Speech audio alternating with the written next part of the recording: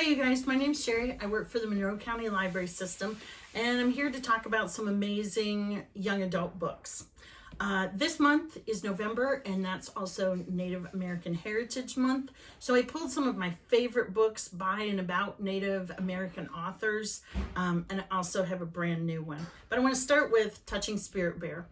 So this book is about Cole Matthews, who at 15 has gotten into trouble for at school. He's been fighting and stealing for years, and instead of processing him through the usual channels where he ends up in juvenile hall, there's a new program called Circle Justice, which is based on Native American customs, where everybody who's been affected by the crime comes together. Cole himself, the kids he stole from, the people he's been violent with, the school personnel, they all come and talk about it in a circle, and the circle decides what's the best way to handle it. And what they decide is it's time for Cole to be on his own for a while and realize what it's like when nobody else is around. So they take him and set him ashore on an island with some supplies where he's supposed to stay and survive, and that's the punishment that they decide to hand him out. What happens to him there is reminiscent of a Native American spiritual journey where he actually comes into touch with his spirit animal, the bear. I can't tell you a lot more about it. There is a twist, as often happens in a YA book. Fantastic. Love it. Secondly, I want to mention Code Talker by Joseph Bruchac.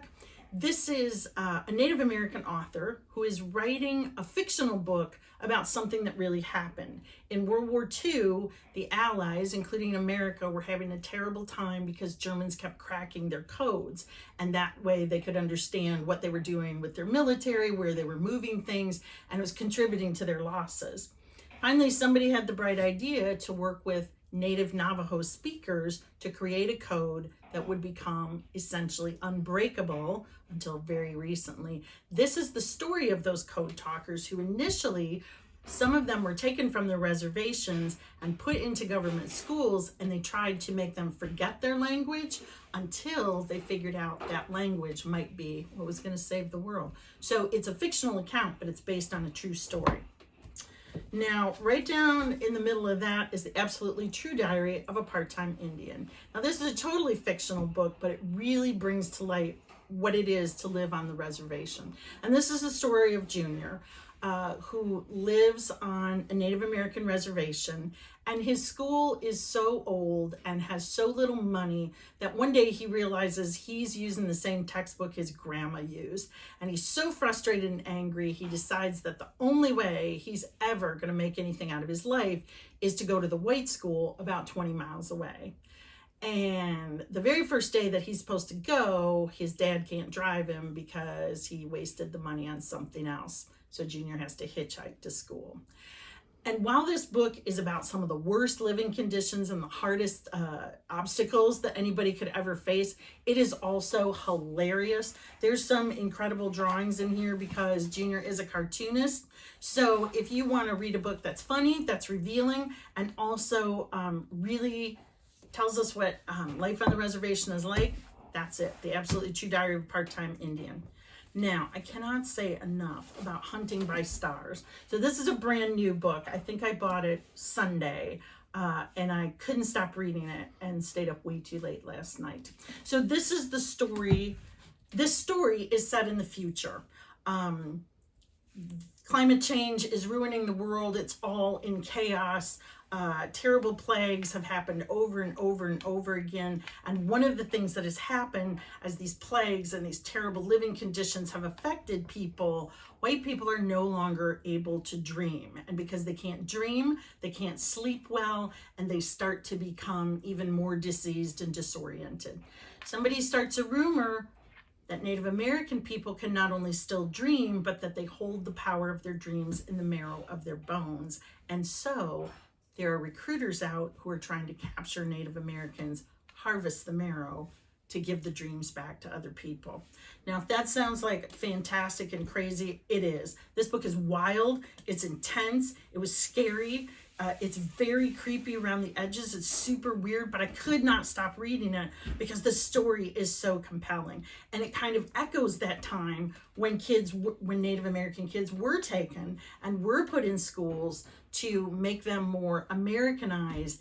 And this is what's happening in the future as they are snatched from their families or the families they found while trying to survive and are put into these schools that actually look at harvesting their marrow.